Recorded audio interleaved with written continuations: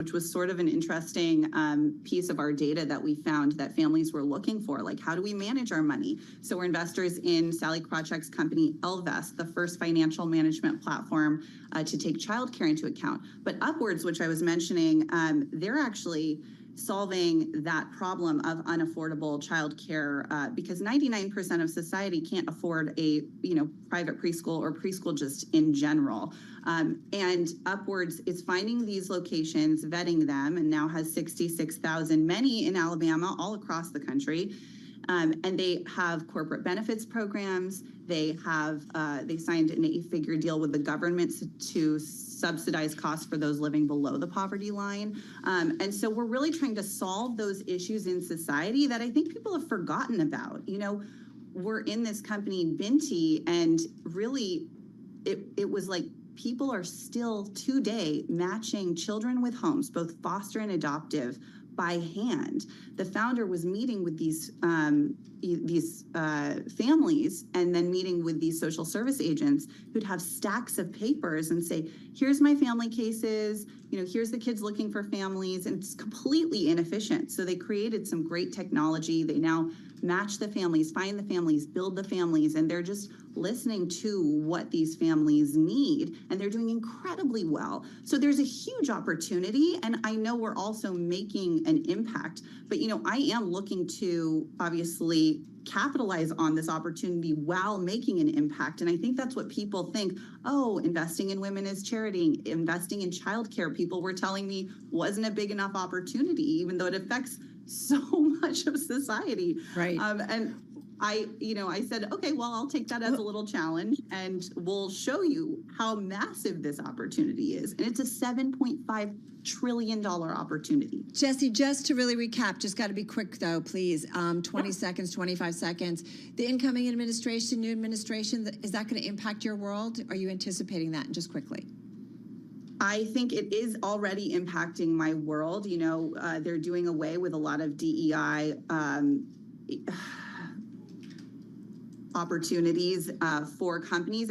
I just really would encourage the business ecosystem, technology ecosystem to invest your dollars, make sure that they are supporting women and diversity in general at the company stages, especially at the earliest stages. Mm-hmm. It is affecting us. So make sure we're breaking out of those traditional dude networks. And I love dudes just like everybody else. I have 3 little boys.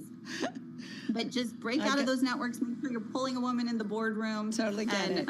Totally get it. Investing in women. Listen, Happy New Year. Good to check in with you. Of course, that is Jessie Draper of Halogen Ventures. Coming up next, Driving to the Close. That's next on Bloomberg.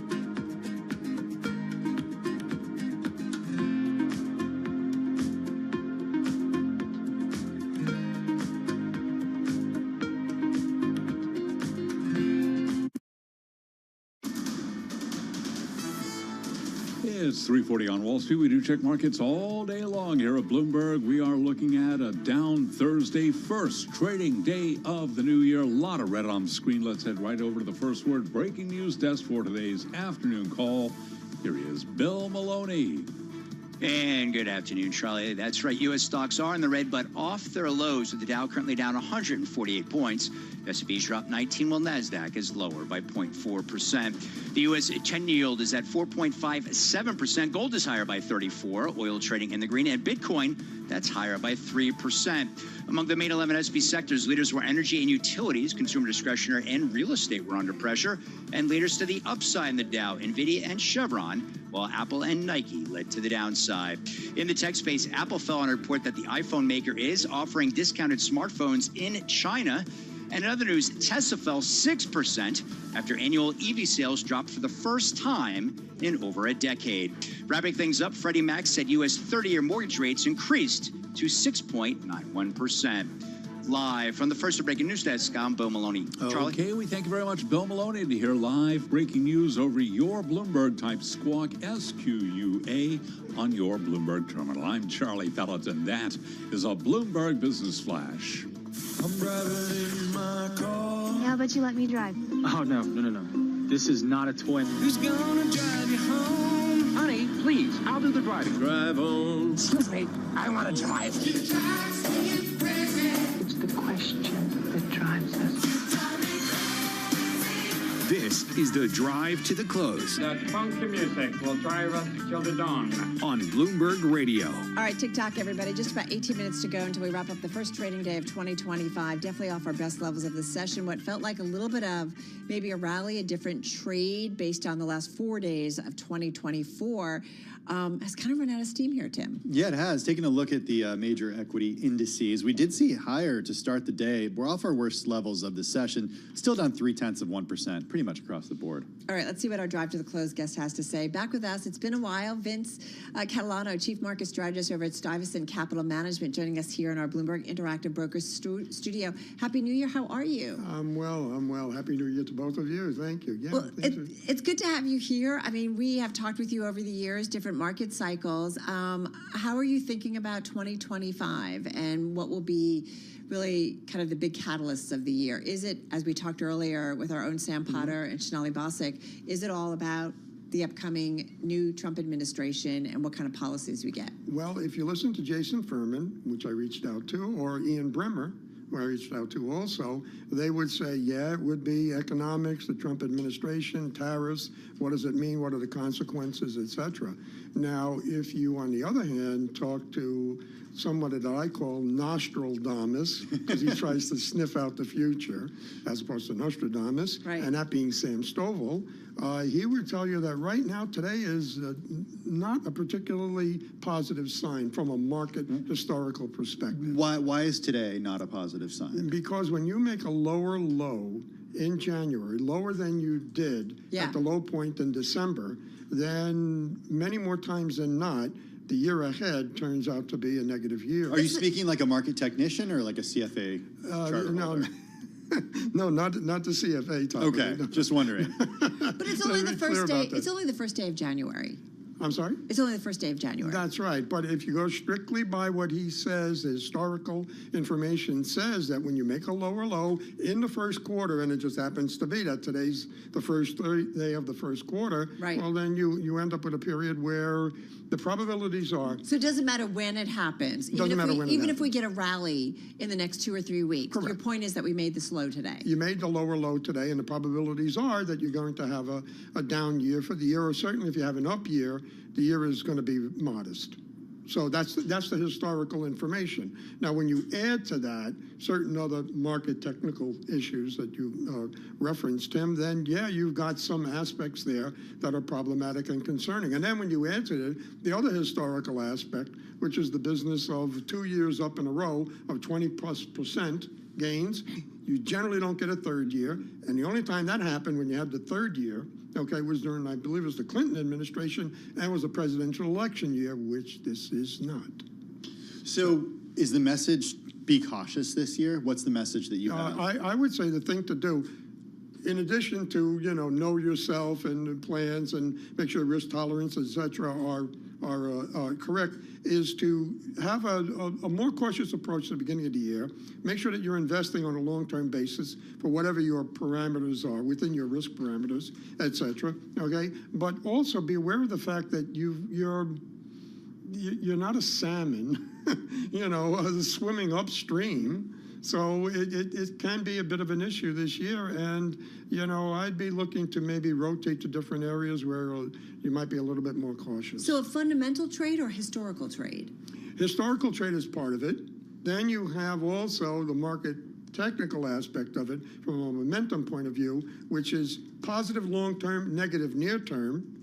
And the positive long-term contain negative in a short period of time. So you've got that weighing against the market. So it's not one thing, it's not one factor, but the historical element, first year of a president's term, et cetera, all of those things, when you put that all into the mix and a stretched market valuation that we have, right. It's hard to make a really compelling bullish case. Vinny, one of the things we've been calling out in a big way on this first trading day of 2025 is earnings coming up, right? A couple of weeks away, we get JP Morgan, and then we'll be into another earnings season. If fundamentally those companies come out and they do well, top and bottom line, they're upbeat about the outlook, does that change things? The only way that it would change is if you believe that price-earnings ratios really, really, really matter.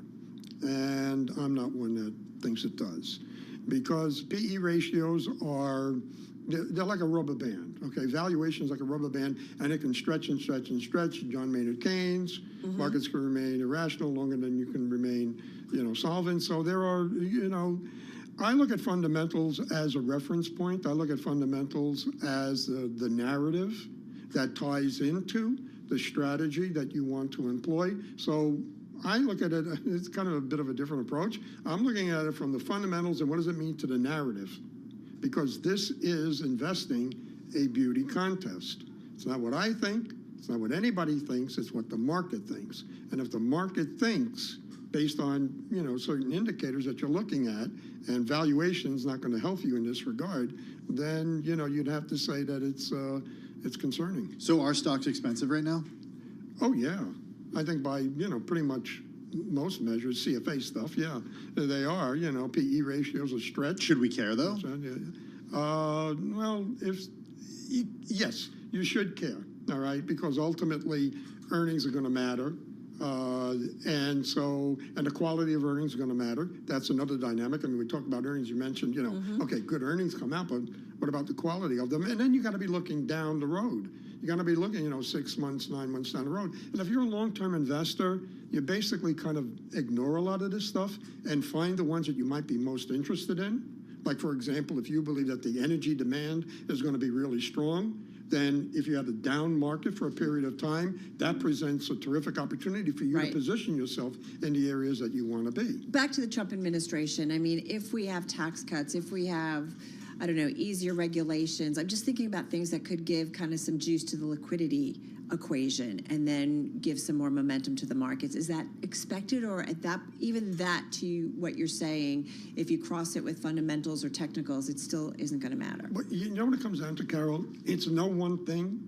It never is. Yeah. We'd like it to condense it down to like a PE ratio or things of that sort, but it isn't. It's multiple things and multiple levels and many different and areas. multiple things at this point are against any kind of momentum continuing. Correct. That's kind of your bottom line. That's correct. When you add up the historical aspect, when you take a look at stretched earnings, when you look at the momentum grinding down market action, price over PE ratios, things of that sort. Price over moving averages. That when you take all of those things into consideration, you got to lean more towards a cautionary approach to things. So cash? I'm sorry? Mattress? Money under? Well, cash is not a bad place. In fact, actually... or treasuries at this point, right? Treasury. Well, yeah, treasuries, except for the fact that, I know one individual, and I recommended him that he continue to do his laddering approach. 3 months, 6 months, 9 months, a year, 2, that kind of thing, and scale it out there. All right, gonna leave it there. Happy New Year. Nice to see you again. Happy New Year to you. Great to see you. Vinny Catalano, Chief Market Strategist over at Stuyvesant Capital Management, joining us right here in our Interactive Brokers studio. Folks, we've got about 10 minutes. We're getting ready to wrap up the first trading day of 2025. Yeah, down 0.2% on the S&P 500 and on the NASDAQ coming up next. markets are cross-platform coverage. We're going to count you down to the close. This is Bloomberg.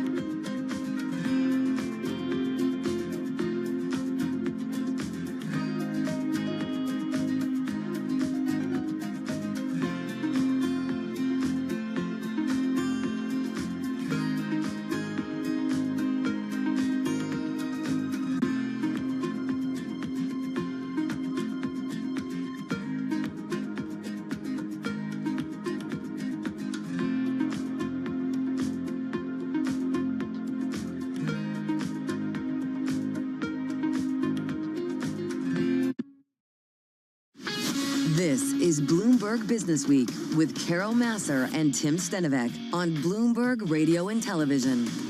All right, everybody, just about, a few minutes, 4 minutes or so, we're going to head over to our TV colleagues, counting down to the close on this first trading day of 2025. We'll get to that in just a moment. In the meantime, where do you want to go? I'm checking out the most read story in the last hour on the Bloomberg terminal about Citadel. Did you see this? No. Citadel's invited clients to cash out profits after a roughly 15% gain in its flagship strategy last year. The vast majority, though, opted to keep their money in the multi-strat hedge fund. Ah, so that's kind of interesting. Okay, you need to tell me why 15% is good in a market where the S&P 500 returned over 20%. It doesn't seem good. Okay, thank you. That's what I was just waiting for. Which is why, right? But they decided to keep their money there in the multi-strat hedge fund. Okay. The elective profit distribution offered in recent weeks had a few takers, according to a person familiar with the matter. Out of the billions of dollars in profits... I'm just letting you do this one. Aren't I kind? Yeah, that's so good. That's so cool. Citadel made last year only about $300 million is exiting the firm, the person said, asking not to be identified because the details are private. Yeah, listen, this is something that I feel like we talk about this a lot in terms of looking at hedge funds and their returns, right? And in terms of what investors are expecting. D.E. Shaw and companies preparing to hand back billions of dollars to external clients after two of its biggest hedge funds produced double-digit returns last year. Citadel regularly returns profits, a total of about $25 billion since 2017. Firm hasn't been actively raising money for years. And we know Ken Griffin, of course, the founder, recently telling Bloomberg that the growth of multi-strategy hedge funds was boosted by billions of capital returns to investors. So Okay, that's one story we got our eye on. I got my eye on another story. Where are you going? It's about Meta Platforms and Nick Clegg stepping down as the company's president of global affairs. Instead, Joel Kaplan, who's deputy of Nick Clegg, was named to replace him as policy chief. Here's the context here. Kaplan joined Meta to oversee U.S. public policy back in 2011. He formerly worked on the campaign and in the administration of President George W. Bush. He's widely seen as the most high-ranking Republican public policy person at Meta Platforms. So with a shift in administration such as this, where you see this red wave with Congress and with the White House, it kind of makes sense that, you know, after Zuckerberg takes a flight to Mar-a-Lago, dines with Trump, you might see a change when it comes to public policy at the company. Hey, one thing I wanted to mention, I don't know that we've really talked about it. Carvana was down about 8% at its lows today. I don't know if this is on your declare. It's not. It was going to be. Okay. Well, Carvana was accused by prominent short seller Hindenburg Research of impropriety in a report alleging that the auto retailer's subprime loan portfolio carries substantial risk and its growth is unsustainable. Stock right now is down about 2%, so it's come off its lows, but Hindenburg's got a short position on Carvana stock after conducting research that included interviewing former employees. Their report, Carvana, a father-son accounting grift for the ages. Ouch. Wow. That's okay. right. Okay, I'm going to do one more on the most red term, on the most red. Okay. Okay, it's hard to choose. So you did the Hindenburg shorting. I'm going to do a little bit about Apple. Okay. Because this was also not one of my decliners, but it is one of the decliners in the NASDAQ 100. Apple shares fell today. It was actually their biggest intraday fall since November 1st. Reuters reported that Apple is offering discounted smartphones in China as competition intensifies. That would be shocking, wouldn't it? Would be, wouldn't it? Yeah, I would think so, right? Because do they ever discount phones? Never. No. I mean, no, I don't think they do. There were I don't even know if they do student discounts on phones. Bloomberg intelligence analyst Anurag Rana noted the price cuts are unsurprising, adding that the iPhone sales may not jump appreciably. Maybe they do discounts in other countries, but I haven't seen them here. Maybe there are different policies, yeah. Anurag putting out a note and says that's because of the lack of availability of Apple Intelligence in many areas, including China, where market conditions have been plagued by a slowdown in consumer spending as well as increased rivalry from Huawei. Okay, there you Welcome have it. to 2025, I was going to say everybody. lots of stories on our radar this afternoon. Yeah, exactly. And it's kind of interesting. The tone seems a little bit negative. We saw a rally earlier in the session, but not so. And it doesn't look like we're seeing any kind of buying, at least into the last final minutes of trading. So I don't know. So goes January 2nd. So goes the year. So goes the At least quarter. according to Vinny. Exactly. All right, folks, do not go anywhere. We're heading over to our TV colleagues, our cross-platform coverage, radio, TV, YouTube, and Bloomberg Originals. Beyond the Bell. The closing bell starts right now.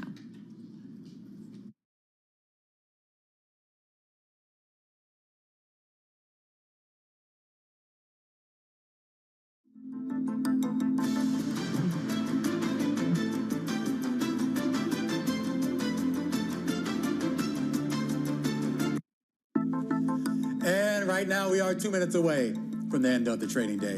I'm Romain Bostic. I'm here alongside Alex Seal. We're here to take you through the closing bell, and we're going to do it with a global simulcast. We're joined right now in the TV studio. Scarlet Fu being wheeled in for the first time of 2025. Carol Masser back in her cage there alongside Tim Stenovic as we welcome our audiences. Happy New Year. Is the gang back together? Everyone's back together here in the new year. That's great. Is it going to be woohoo for this market today, Carol? I don't know. We just had a market guest on that says, you know, looking at, I guess, the first day, trading day of 2025, we're hitting, I guess, a significant low, he pointed out. Yeah, Vinny Catalano is basically like, yeah, no, we're red for the year now. It's going to be a down year. Not looking good. It's not a good thing. And he's been talking to folks like Sam Stovall and others. And I don't know, guys, first trading day. I said, Vinny, you got to look on the bright side. Yeah. Well, he is right. I mean, this will be the lowest so far this year for the S&P 500. Hey, I'm wondering if people are still on vacation because volume on the S&P 500 down relative to the last 20 days, Scarlett. But, you know, I think maybe people are getting back to the office.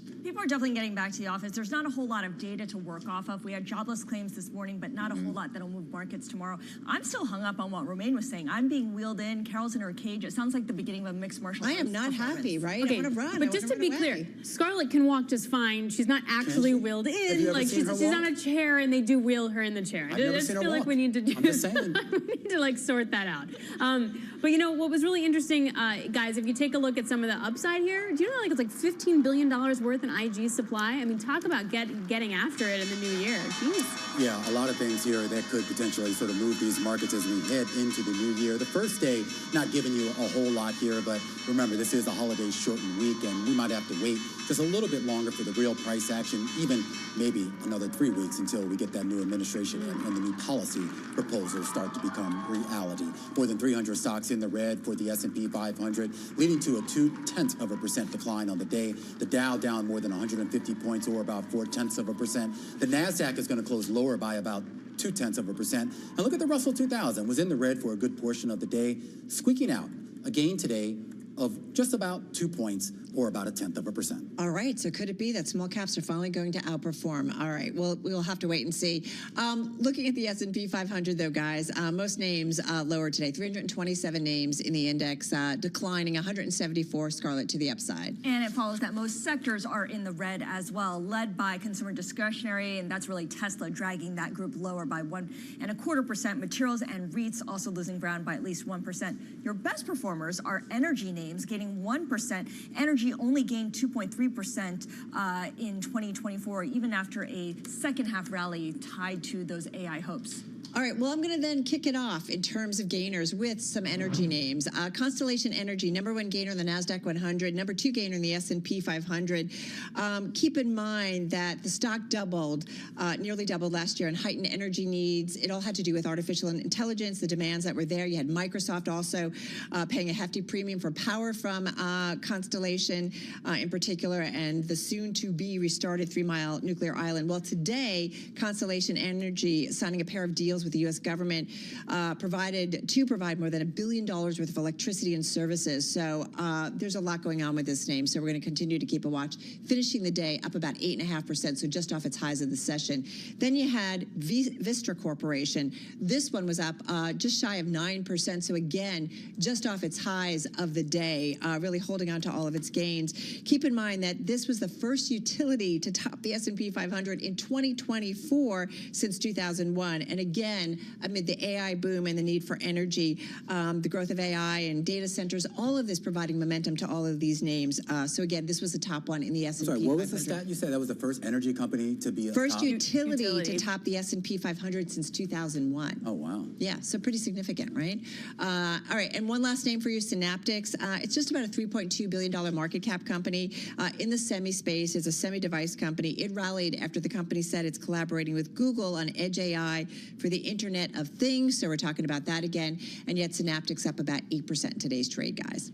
All right, you got the gainers, Carol. I got the decliners of the first trading day of the year. I want to start with Tesla, falling more than 6% today. The company did report that annual vehicle sales dropped for the first time in more than a decade. Keith Naughton reminded us the last time they dropped annually, Tesla was selling just a few thousand cars, not more than 1 million cars each year. So this is a very big deal. For the quarter that ended December 31st, it delivered 495,570 vehicles. Analysts wanted to see 512,277. Also in Tesla news today, out there in Las Vegas, the Las Vegas Municipal Police Department saying earlier that Tesla staff are on their way this afternoon to assist in the probe of that blast outside of the Trump International Hotel yesterday in Las Vegas. Also, shares of SoFi falling today by more than 8%. This after a downgrade from Keefe, Bryan and Woods, the firm cutting SoFi to underperform from market perform, saying that the company's valuation is, quote, overstretched. Shares trading at about $14 today. The price target, though, set by the firm to $8 implies a decrease of just about 48% from the last close. And Numora Therapeutics, did you guys see this decline today? Oh, yeah. It's a $300 million market cap company now, 81% to the downside today, a record plunge. The company's experimental drug for the treatment of major depressive disorder failed to show a benefit in a final stage study. Shares fell more than 81%. I do have an honorable mention, if that's okay. Apple down for a fourth day in a row today. Can't ignore it, down 2.6% today. There was this Reuters report about iPhones being discounted in China as competition intensifies. It's the fourth day in a row that Apple shares have fallen, longest streak since November 4th. I'm just stuck on that therapeutics chart. Wild, talk isn't about it? gap down. It didn't even look like a chart. It looked like just a line down. All right, guys, I'm taking a look at the bond market as the equity move was really confusing. So was the bond move. You had a sell-off across the curve, and then you had buying, and then we ended pretty mixed. The 2-year ending flat, and you have a lower yield sort of on the back end. But the standout, though, if you look at the bond market, is the blue chip firm selling $15 billion of debt today. That was quite something. Well, that's the other thing, too, right? Like, if you need to sell, I mean, wouldn't now, like, meaning like over the next couple months be the time where you kind of still have this policy uncertainty with the Fed, and you could kind of exploit that to get whatever you need out the door? All right. Well, speaking of rates, let me go to what's going on in the mortgage rate market. We saw U.S. mortgage rates hitting their highest since early July. So we're talking about rates going to about 6.91%, nearing 7%. So it has gotten much more difficult for buyers looking to enter the housing market. Yeah, I thought it's not a new story. I was just going to say that. I was like, is this from the 80s? Was this shot on like an iPhone 1 or something? What's happening? I can't answer that question. Was it? I don't know. Was it? It might have been. Amazing. There you go. Well, that's when rates were higher back then. You're talking about the video, right? Yeah, Yes, the I'm video. talking about the video, Carol. Yes, that's amazing. Sorry, I was focusing on content. He's deflecting from the pain of visual. 7% mortgage Yeah, I rates. don't want to That's hear what's that. happening. Yeah, I think I saw somebody in that video doing that newfangled jogging thing. Jogging, I hear that's all the rage now. Yeah, yeah, it's this new thing people are doing. That was a really fun thing. They run for fun. Wasn't the most fun thing is walking around on January 1st, and you can tell who the first-time runners are. Yes, out there on totally. Boy, we're digressing. All I'm going to say is, for some, it's getting expensive. Isn't that what we do on this show? To maybe buy a home, but maybe we can buy a Birkin. Maybe it's more accessible. Or maybe not an actual Birkin, maybe Walmart's version of a Birkin. They've been selling these new handbags. They call it a leather purse or a tote shoulder bag, and they range from $60 to just under $300. A lot of people on social media are calling it the Workin. So what is I'm looking at? Is that the Birkin or the Walmart version of it? That's the Workin. That's the Workin with a W. That's the Workin. It looks relatively the same. And this is and the resale value for this, you guys. I was listening to side. TikTok. The first time I've ever been on TikTok, and like the resale was like more than double. Yeah. Like you can buy it for $40 and like sell it for like multiple hundreds of dollars. Take that, Birkin. No. Does it actually look like a It looks Birkin? like, Is that what they like look a Birkin from a distance. Oh. Wait till the lawyers. You don't need to get involved. on a waiting list. Yeah, that's why I'm confused. Like, what's going on? They're just gathering evidence right now. And Birkins are what, $12,000 to like minimum. You're looking at like 10 grand. That's the thing. That's if you're one of their favorite people. Yeah. So there's a range. It's a sliding I think scale. it could be like over 100, right? Like hundreds of thousands of dollars, depending on hundreds of thousands. What they're made out of. Oh yeah, and that's true. There was a great book written about this too, and like you can't just go in it, but you have to like be a current customer and have spent so much money There's a list. on their You gotta put your scarves name and other on stuff. it. It's Got to say a He knows a special lot word. about this. Yeah. He's been working on it. I looked into it once, but now that there's an $80 or whatever you said version, $40. You give her 40. I mean, I wouldn't know the difference.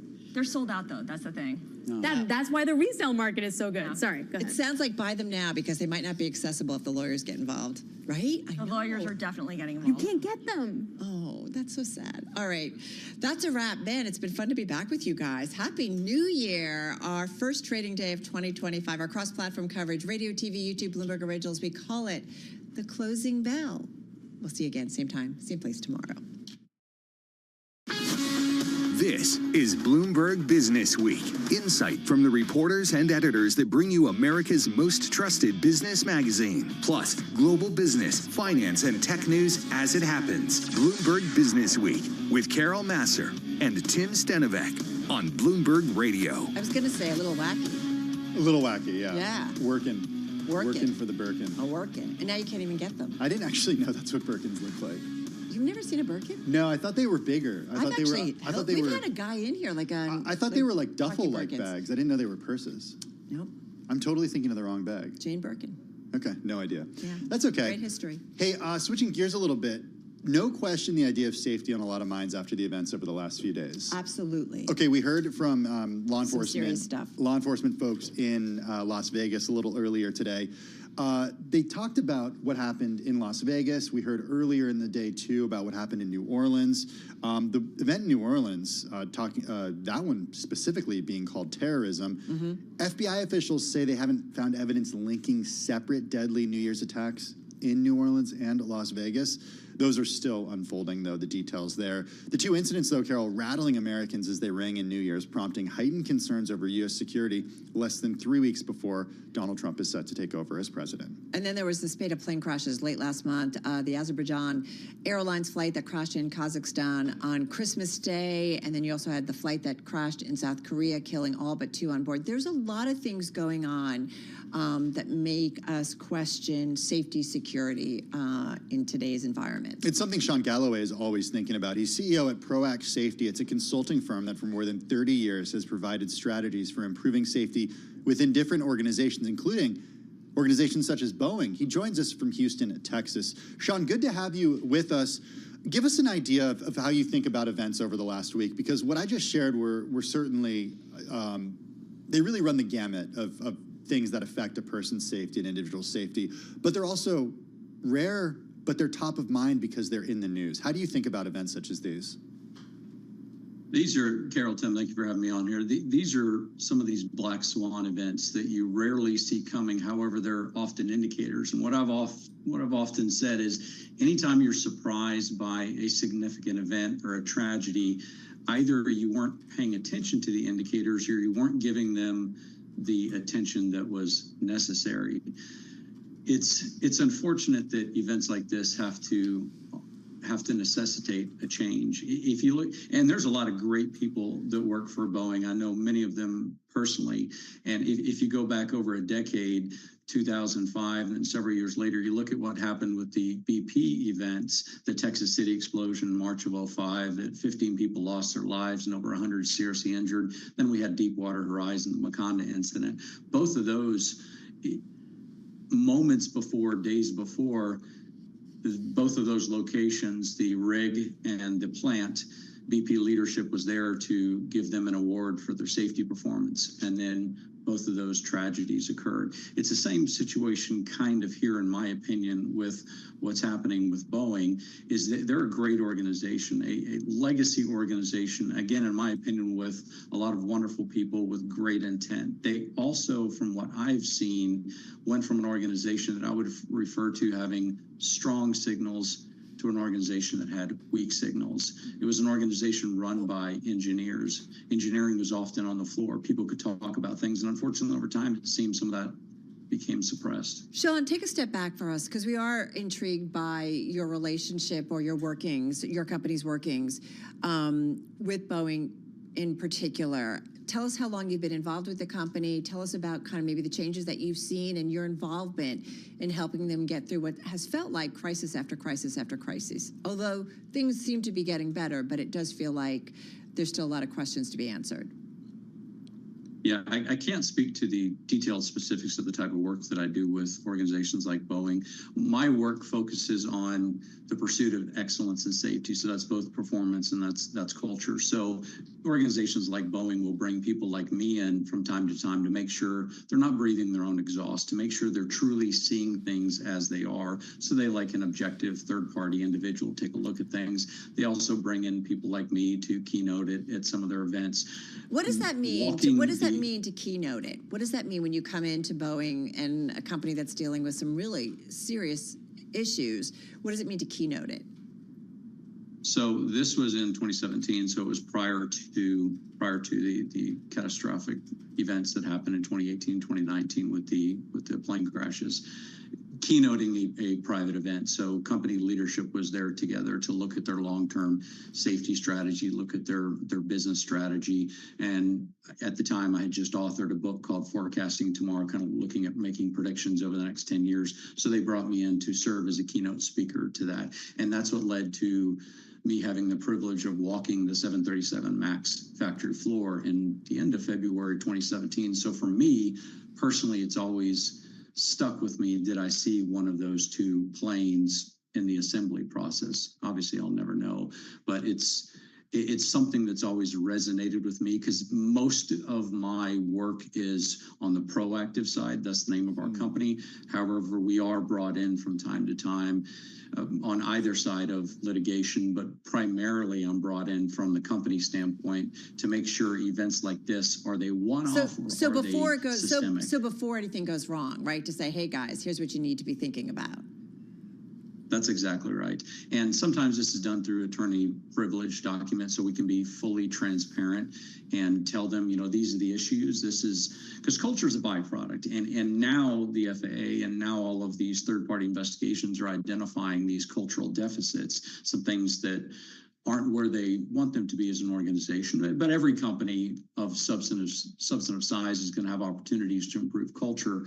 But culture is a byproduct. You can't directly manage the byproduct of culture, just like the results of an organization are a byproduct sometimes of collective intentionality or sometimes luck. Sean, you know, I do wonder, you know, Boeing went through a lot of changes, corporate culture. We talked about the changing of headquarters and senior management then not being, you know, very far from, you know, their main plant out on the West Coast and so on and so forth. But I am wondering, when you keynoted the address or anything, did you start to see some changes? Did you give the company any kind of heads up, like, wait a minute, you guys might want to rethink some of your strategy here? I think they had a good plan at the time.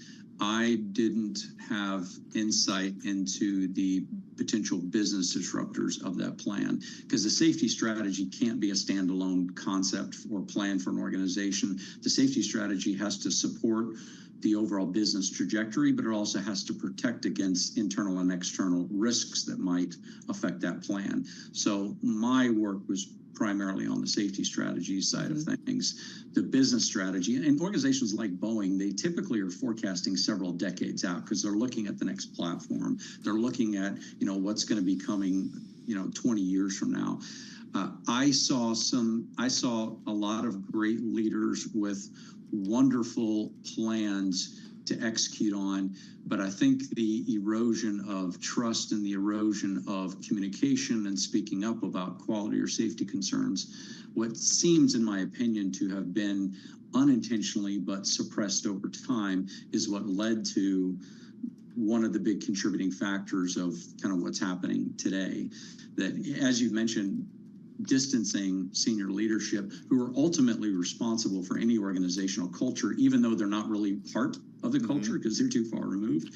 They're responsible for it. And when I look at the plan that they have today, that's one thing that I would offer some advice on, is that if you look at what they're focusing on, it's primarily around changing employee behavior versus what are the leadership truly being held accountable for. We only have about 30 seconds left, but I opened talking about the incidents on New Year's Eve and New Year's Day in New Orleans and Las Vegas, respectively. How would you advise large municipalities, just in 30 seconds, to keep people safe during events such as these or during New Year's, stuff like that? I think it's largely around having the showing of force, but it's also situational awareness. When I served in the military, keeping your head on a swivel, you have to pay attention to what's happening around you at all times. You also have to have contingency plans. And if you look at this recent crash running into a wall, unfortunately, you know, that wasn't part of the contingency thinking. So I think you have to have a proactive side of things, but you also have to have emergency response and a reactive, because things will not go to plan. And if and when things don't, what's the next step? What happens afterwards? So it's not all about prevention. It's also about recovery. All right, going to leave it on that note. Sean, thank you so much. Appreciate it. Sean Galloway, he's CEO of Proact Safety, joining us from Houston, Texas. Coming up next, we're going to shift gears and talk a little bit about what's going on in the restaurant world.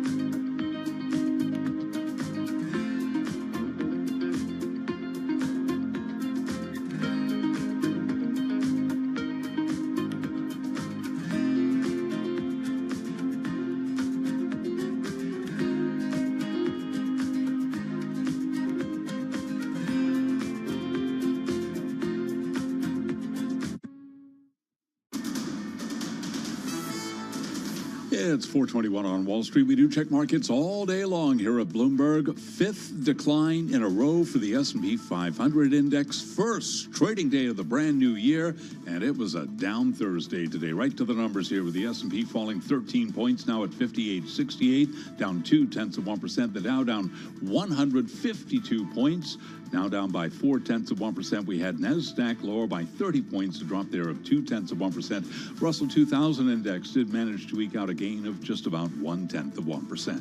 10-year yield 4.55%. The 2-year 4.24%. Gold up $33 the ounce, up 1.3%. 26.58 on the precious metal. West Texas Intermediate crude up 2%, 73.12 a barrel, and Bitcoin today up 2.4%, just above $97,000. Carvana shares end of the day down 1.9%. They did whipsaw during the session, swinging between gains and losses after Hindenburg Research said it took a short position in the online platform for buying used cars. Again, Carvana today did move lower by 1.9%. Recapping S&P 500 index, first trading day of the brand new year. It was a down day, falling 13 points, down 0.2%. For on-demand news, 24 hours a day, subscribe to Bloomberg News Now, wherever you get your podcasts. I'm Charlie Pelleton. That is a Bloomberg Business Flash. Hey, thanks so much for that update, Charlie Pellet. Carol, get this. Yeah. I did a deep dive into the USDA's economic statistics. I was just thinking about Mike McKee the whole time because I know he knows all this stuff. All right, and what did that deep dive find? Food purchased and consumed outside the home, so think restaurants, fast casual bars, hospitals, schools, delis. Yes, they have this information. It's a category. Accounted for close to 60% of food expenditures in the U.S. in 2023. That's Food away from surprising. home. It's a lot of money, right? That's a lot, yeah. Food away from home spending climbed from $1.3 trillion in 2022 to $1.5 trillion in 2023. This is according to the USDA's Economic Research Surface. I didn't know that even existed. I didn't even know. It's pretty cool. Makes sense, though. Phil Kafarakis watches this number closely. He's the president and CEO over at IFMA, the Food Away from Home Association. It's a trade group for the food service industry. He joins us from Washington, D.C. Phil, how are you? Doing great, Tim. Thanks for having me. Hey, good to have you on Carol. the program this afternoon. Food away from home. I did sort of deep dive into this because I had never looked closely into this category. But it really is exactly what it sounds like. Anything that you buy outside the house to consume outside the house. So bars, hospitals, pre-made food at delis, everything, right? Yes, it's a term that's been used by the government to report, and we as an industry just started using it as we transformed our 70-year-old organization from being manufacturer-driven to the food away from home, which includes everything you just mentioned, from food manufacturers to the distribution companies, the restaurants, independent restaurants, chain restaurants, casual dining, hospitals, kiosks, even now delivery is a component of all of this. That's what I wanted to ask. Yeah, so it includes like Uber Eats, DoorDash. If I call the local Thai food place and they deliver on their own, it includes that as well? Yeah, delivery. You know, coming out of the pandemic, everybody was so caught up with how we were going to transform the business, and the resiliency of the restaurant industry just keeps surprising people.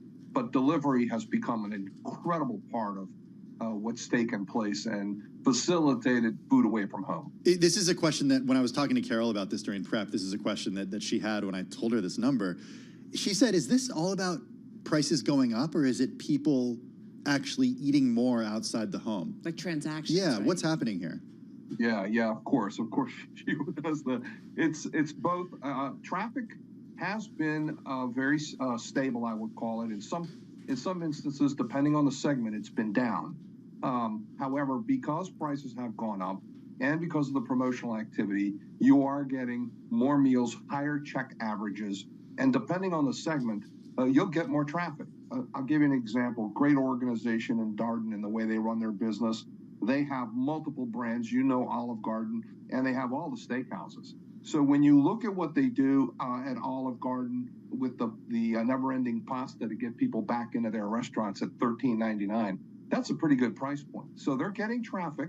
They're getting a higher check average because they're adding $4.99 if you put some shrimp or protein on that meal occasion. So the restaurant industry has been able to do some things to keep traffic up and also drive their check averages. However, there is a downside to all this, and we'll, I'm sure, talk about, pricing and inflation. Well, I'm the one that drives my husband crazy, and I'm like, What? oh yeah, let's get this, and then I'm like, add this, and add this, and add this, and then like a simple salad all of a sudden is like $40. No, and then I'm like, I'm not going to get this delivered. I'm going to go pick it up myself and save 25% because the delivery fee, the tip. Like, we do that all the time, or Yeah. increasingly. Not all the time, but increasingly if we can.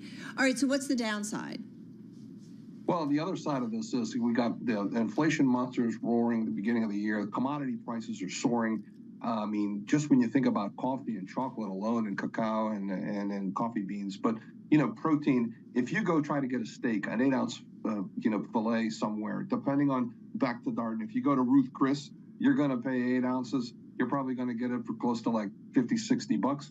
If you're going to go to Longhorn, you can get a Texas T-bone for $21-$22. So depending again on what you're looking for and what you're going to get, the concepts and the restaurateurs have been able to price accordingly. The problem, though, is we've got costs in the supply chain. We've got not only commodity costs, but we also have organizational issues with not only the labor coming back, but labor is an issue when you think about just in fast food in California, starting April 1 this year, $20 minimum. For being behind the counter at a McDonald's or a Burger King, not only is it just availability of talent, but it also costs some money to be able to get the right people in the restaurant and make sure that the service is where you want it to be and they're trained and you don't have any problems. Hey, I want to jump in real quick. $20 minimum wage for fast food workers in California. With the hindsight of a few months after that has been implemented, how has that worked out in your view? And how does the industry, your members, are they happy about it? Yeah, no one's happy about it. And maybe the people who are working are happy.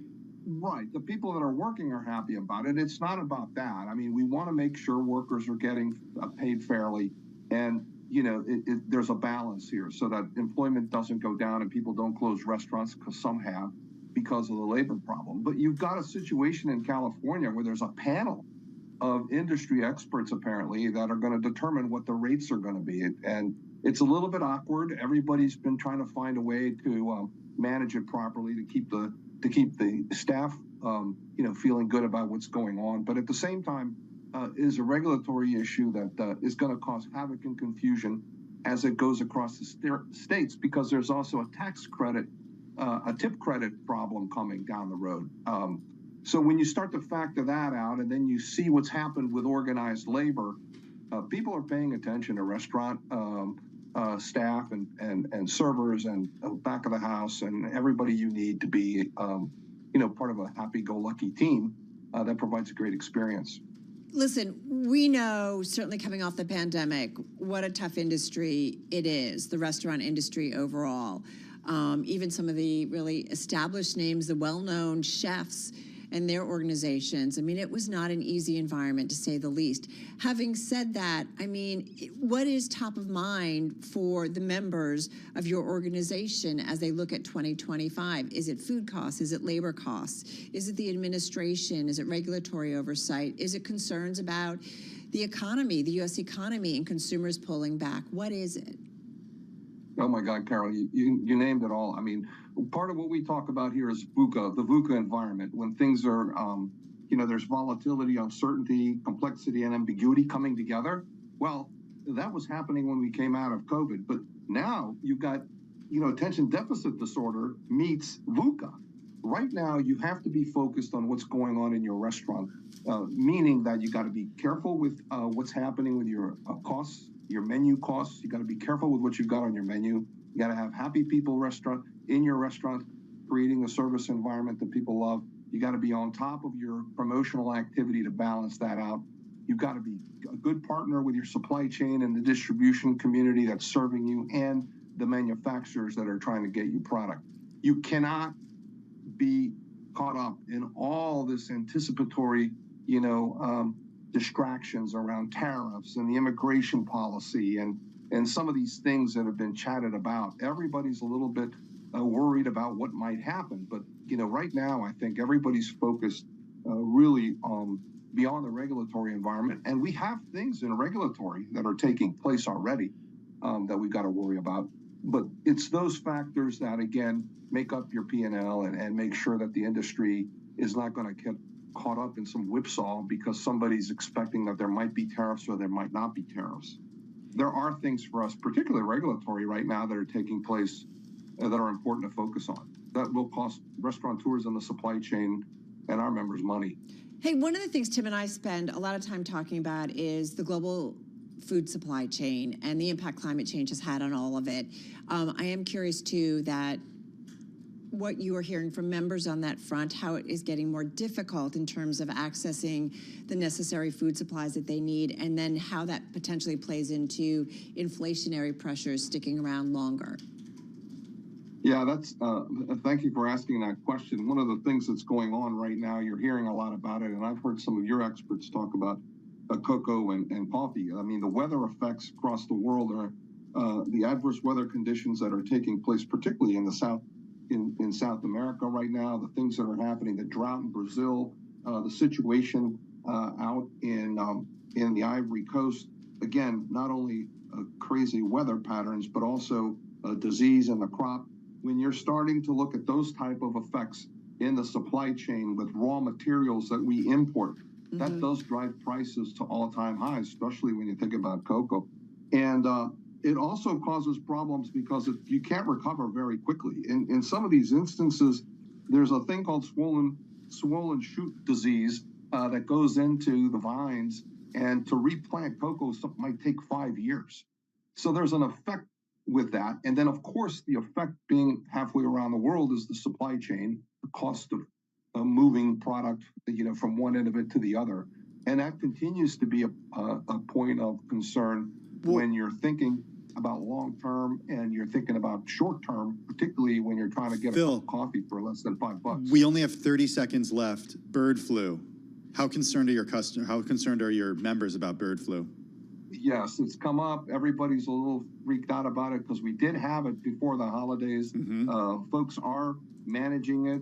It's very localized, and at this point in time, it hasn't created any major issues right now in the supply chain. But we are watching it. Okay, Phil, we're going to have to leave it there. Hopefully that's the extent of what happens when it comes to bird flu. Phil Kafarakis, he is president and CEO over at IFMA, the Food Away from Home Association, a trade group for the food services industry. All right, we do want to mention a story that has crossed on the Bloomberg. Israeli Prime Minister Benjamin Netanyahu has authorized a delegation to travel to Qatar for discussions on a ceasefire with Hamas in Gaza. This is coming from his office today, possibly the last effort to secure a deal before the U.S. President-elect Donald Trump takes office. The delegation is said to be made up of officials from Israel's Mossad spy agency, the Shin Bet Internal Security Service, and also the Israel Defense Forces. No timing for their travel was given, so something to continue to follow, certainly here in the new year. Geopolitics, certainly top of mind when it comes to the investment environment, the geopolitical environment, and so much more. And speaking of the investment environment, we know about the greatest generation, the silent generation, boomers, Gen Z, millennials, Gen X. What do you got for me? Generation Beta. Generation Beta. That's next.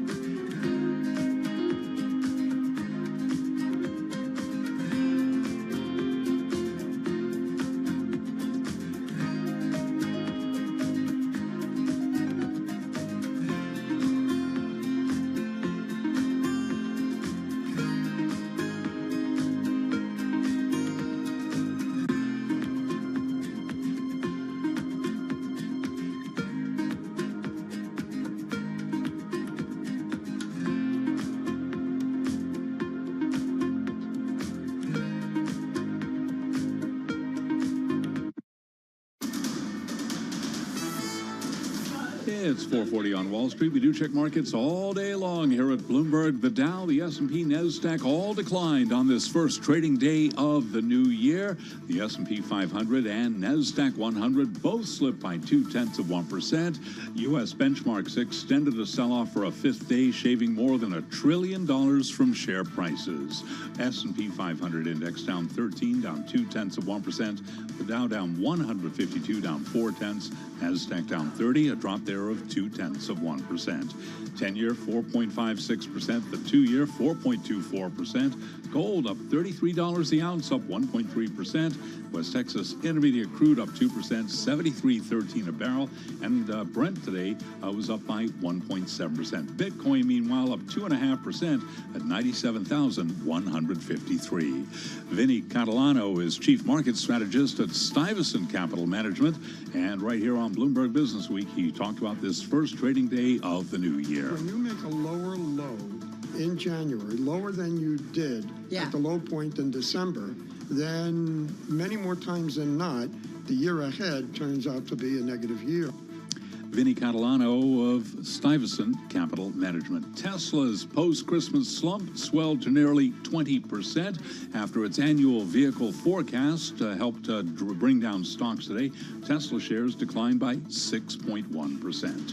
For on-demand news, 24 hours a day, subscribe to Bloomberg News Now, wherever you get your podcasts. I'm Charlie Pelleton. That is a Bloomberg Business Flash. Hey, thanks for that update, Charlie. Do appreciate it. Okay, we know about the greatest generation. Check. The silent generation. Check. Do you know there's a generation before the greatest generation? What is it? They are called... Are you serious? Yeah, the lost generation. Oh, I do know that. Yeah. I do know that. And then I guess we forget about everyone before that. But Right. And then there's... That's neither here nor there. Sorry, everybody. And then there's the massive boomers. Boomers. Gen X. Gen X. Millennials. Yep. Gen Z. Yep. Then where else? Then it gets a little complicated. Yeah. Gen Alpha. That's 2013 to mid-2020s. Okay. Those are my kids, I guess. Okay. And then now that we're in the mid-2020s, it's time for the next generation. Dun, dun, dun. We're talking Generation Beta. Okay. And they're born from 2025 to 2039, so most of them aren't even alive yet. All right, so we're waiting. But We're we're waiting. projecting what There are a few of them. What they're going to be like. Happy birthday to them. Despite that, PGIM set out to figure out what this generation would look like. They interviewed doctors, scientists, parents, and more, 2,000 Americans, to get predictions for the future of Generation Beta. David Blanchett is Managing Director, Portfolio Manager, and Head of Retirement Research at PGIM. He joins us from Lexington, Kentucky. David, Happy New Year. Great to have you here with Tim and myself. So tell us about this project, because we really haven't talked about this next generation, Generation Beta. So tell us what you set out to do. Well, first, you all kind of introduced this idea of generations. And you mentioned baby boomers. They're actually the first generation to kind of have a name that was associated with like a group of individuals at a certain age. And so we've kind of moved forward through time. You mentioned the boomers, Gen X, millennials, the alphas. Now we have the betas. So everyone born on January 1st, 2025, for the next 15 years is going to be part of Generation Alpha. And obviously, there's still a lot of those babies to come. But, we were curious, like, what might the future hold? Like, what are we looking at in terms of this newest generation? So, as you all mentioned, a pretty exhaustive survey, reviewing kind of expert opinions, surveying 2,000 Americans, and lots of interesting perspectives people have about, things like life in general, retirement, longevity, just lots of interesting predictions about the future. I mean, don't you think if you went back in time, I'm just trying to figure out a corollary here that makes sense, but if you went back in time, to the 1970s and said to folks, what do you think people born, in the 1980s to the 2000s would experience in life? Like, they're not going to be talking about smartphones and, AI. They're going to be talking about flying cars because that's what we thought would happen. Right, exactly. There's this disconnect between predictions and what actually happens, right? Well, and so I think that's why, I think this is informative, it's useful, but it's really difficult to think about what's going to happen in the future, right? So, for example, one of the questions in the survey was what would you call this generation? And you just said it a second ago, but the most common nickname was Generation AI. Even 3 or 4 years ago, that probably isn't the name that we'd use to describe this latest cohort. So I do think there is a lot of things that are changing. But to me, like this idea of change was probably the biggest theme in the survey, where there's just lots of expectations where, you know, kind of every facet of raising children, of saving for retirement, of planning for healthcare, people predict will change in the future, especially for this generation beta. What about in terms of, I'm really curious about how we work, right? Here we are, 4 years off the pandemic. We thought it was going to be transformational. And I guess for some who are still working from home, it is, but there's a lot more people who are being pressured to come back to the office. How do you think about this generation, or what did you hear about how they think they will be working? Sure. So 83% of respondents thought that retirement will look completely different for Generation Beta. And well, why is that? It's because there's an idea of mini retirement, and this idea that as we kind of evolve through the workforce, we're going to be changing jobs. So you know, other stats would be that 74% of people thought that Generation Beta would work less than 5 days a week. 80% of respondents thought that people would have 3 distinct career paths over time. So I think that there is this kind of emerging perspective that this idea of having kind of one job and one profession for, you know, 30 or 40 years isn't the future of work based upon how things are changing. David, is that because we're going to be living to 150? So yeah, we're going to have these mini retirements. We're going to have these mini, you know, transformations in our careers. So I think that people will be living longer. You know, I focus on retirement research, and I don't think we're going to have most people living to 150, but we are going to see improvements in longevity, right? And those improvements kind of radically create complexity around on how we plan for retirement. And so to me, it isn't all that surprising that there's this perspective that, you know, Generation Beta isn't going to retire. Right, to the extent that we can you know, create jobs and create abilities to work longer. Lots of folks don't want to retire. Actually, personally, I don't love the word retirement. I like the word financial independence. What we want to be able to do is just to save money and eventually stop working. And I think that's where we're seeing this perspective around Generation Beta, where they're going to be this, in theory, this group of individuals that doesn't have the same retirement as everyone else. That being said, you know, a stat that blows my mind is that they're not going to be, you know, age 70 until the year 2095. So retirement in 70 years is going to be very different than it is today. Oh, to be young, born in 2039, sure would be nice.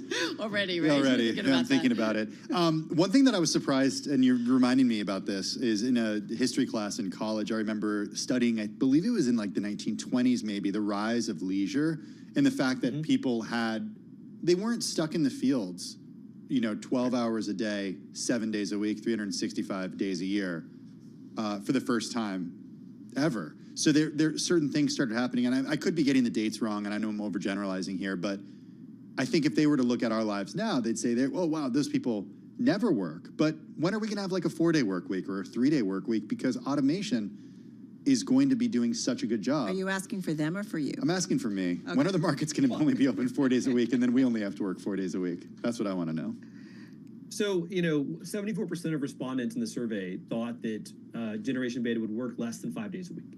And so I think, again, there is this idea of work becoming more fluid versus this kind of structured 9-to-5 thing. Now, obviously, we saw, you know, during COVID, a rise of remote work, people not having to be in the office to do their jobs, and a lot of companies kind of pulled people back into the office. I think that there is this emerging perspective that this requirement to be, you know, at a desk in an office 5 days a week, it's not gone, but it's kind of slowly evolving into something else that is a lot more flexible.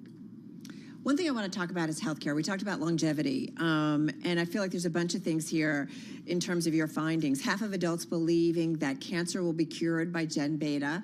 71% predicting that Gen Beta will have individualized healthcare based on their DNA. And I feel like we continually or increasingly, Tim, are having conversations about individualized medicine. Talk to us a little bit more about that, because it's an incredible cost to society. It's an incredible cost to individuals that we still haven't figured out some of these major ailments. So pull that together for us.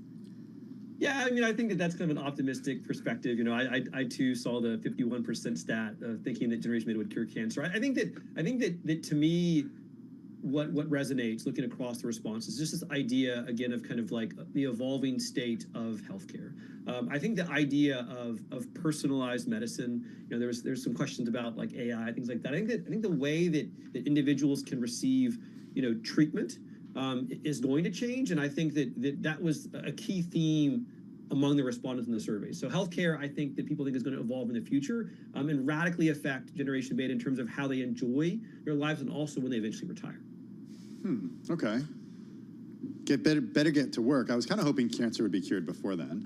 Fingers crossed. I would love to see that. The other thing is just one more stat on all of this. 59% think AI, artificial intelligence, will be able to predict and prevent health issues before symptoms appear. And it's just, as you know, we have spent, you're in the investment world, the last 2 years talking about nothing but AI, generative AI, large language models, and so on, and the impact. Although I think people are thinking it's going to take a while for all of this to pay off and be put to work.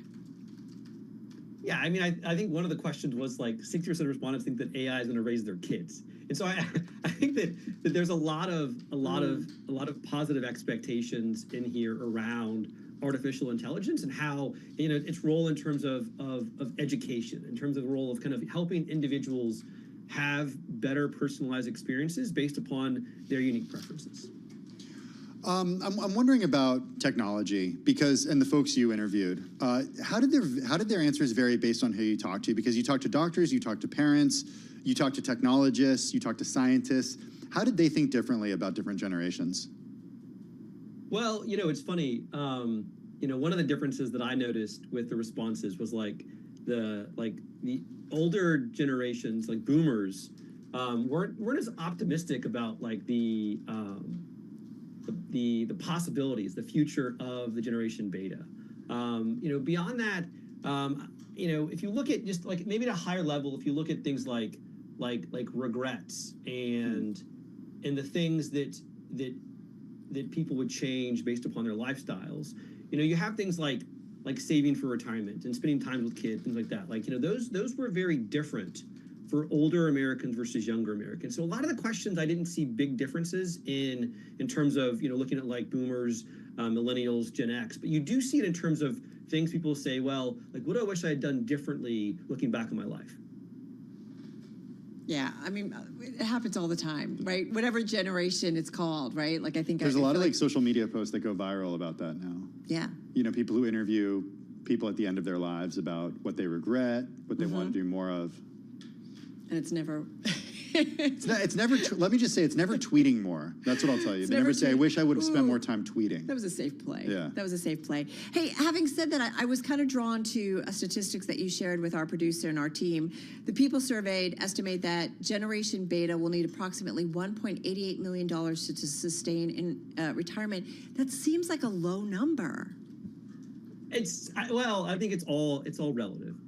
It's a big number. But like I said, I mean, we're talking about people retiring, 70, 65 years from now. I think there are some really important things here. There was one, I think, useful stat that 80%, think that Generation Beta should, in a perfect world, start saving for retirement as soon as the child's born. And that's probably not realistic. I think most, I have 4 alphas myself, no betas. And that's tough. Yeah, no betas yet. No betas yet. I think I'm no plan betas on our half. But I think that there is this notion. David, your wife is calling. Retirement's tough, right? And so I think that one thing that will make retirement tough, as we talked about earlier, is this increasing longevity. But I also don't love that word, like I said, retirement. I think that it's going to be more possible for us to do things that are economically additive at later ages, right? And I mean, along those lines, one of the important stats in the report was that the number one regret of all respondents was that they didn't save enough for retirement. Okay. Well, what's really interesting is that is never the highest regret of any of the generations. So not saving for retirement is this kind of regret that kind of echoes across generations, but it's never the biggest thing. If you look at like boomers, for example, they wanted to, spend more time with their loved ones and take care of their health, things like that. So I think that there is that big number, that 1.88 million, but I think what's important is things like not saving for retirement, was actually a bigger focus among among younger respondents, but they were worried about like everything. Like they just have like regrets galore. As individuals get older, those regrets fade away. But to your question and point, retirement is very expensive. And if we start living to age 110, 120, it's even more expensive than today. But is it also something that's more top of mind maybe for younger generation? Because it's not like when my dad retired and there was pension and VA benefits and Social Security and investments. I mean, there was all these different pools, and it's a very different environment for a lot of workers nowadays. What is? I mean, so we've got, I think, like personally, I don't love the fact that the trust fund for Social Security is projected to go bankrupt in about 10 years. It creates a lot of uncertainty around like the bedrock of our retirement being there. But also like we've entered a world of personal responsibility for retirement savings. You've got to save in your 401k, in your IRA, things like that. And I think that that's a really good way to help individuals accumulate money for retirement. But you need to make sure they have access to a plan. But kind of a bigger problem to some extent is, okay, you get to retirement and you have, I don't know, $500,000, $1 million. It's like, now what?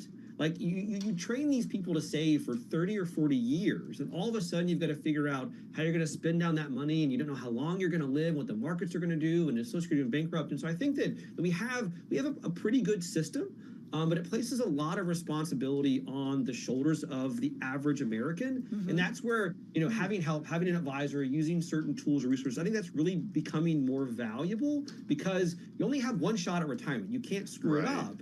And so getting help to figure out what the best thing to do is just becoming, I think, more important for all Americans. Hey, are you concerned at all about a lack of Generation Beta actually appearing, because childcare has gotten so expensive and it's so expensive to have kids? I know I don't need to tell you how much you have to save for college, considering you have 4 of them, but it's just gotten so expensive. And I know my generation, fewer and fewer people are having kids. Is that a concern? It is. And so it was really interesting is one of the questions they asked was, among those who aren't going to be having children, like, why is that? And so my wife is a veterinarian, and one of the top reasons was people are viewing their pets as a child. And, if you follow this trend in other countries, you see this in other places where individuals are kind of substituting having kids for having pets. And the number one cited reason often is just the costs and the time it takes to actually raise children. All right, so we've just got a couple minutes left here, and I am curious, with all that is said and done, all that we've talked about, what is kind of top of mind for you guys? PGIM, you guys invest. Like, I don't know, what are you thinking about this next generation, this beta generation? So, to be perfectly honest, like, I'm not incredibly worried about 1 year-old saving for retirement, right? I think that it's gonna be an issue. I think what we're probably more focused on is individuals who are investing for today. So I spent a ton of time thinking about, like, how do we create solutions for individuals who are around retirement? And to me, it does get to this earlier point just about where, everyone's retirement is their own. Right. And for better or for worse, we all have to worry about the markets misbehaving, about living a long time. And it's just really, really complicated. And so I think, at a high level, the job of all of us needs to be, when we're young, to make good financial choices, to save in our 401k and invest well. But the decisions you've got to make when you get closer to retirement just are really, really complex. And, I'd like to think that things are going to get easier for Generation Beta, but it's probably the opposite. And so hopefully, we can learn from a lot of the mistakes, for better or for worse, that individuals make today, so that future generations, as they retire, have things a bit easier. I did a college calculator while I was away on break. And? Oh, for what it's going to cost you for your kids? It's not pretty. What's the number you came up with? More than $600,000 for a private, if you want to go to private school. For one or for both? For one. For one. Good luck, honey. All right, David, we got to leave it there. Hey, listen, thanks so much. This was fun, interesting, and enlightening. David Blanchett, Managing Director, Portfolio Manager, and Head of Retirement Research at PGIM, joining us from Lexington, Kentucky. No, like, that's one of the things we talk about all the time, right? The cost of college. Yeah, it's it just keeps going up and up and up. Intimidating. We'll see if it can keep going up and up and up. I know 20 years ago you were probably saying that. Yeah, exactly. And I don't know that I ever thought it, but we've talked so many times, like over the years, about how it's been outpacing inflation, and it just continues to do so. You know what didn't go up and up today? The stock market? Nope. Our most read story on the Bloomberg in the past 60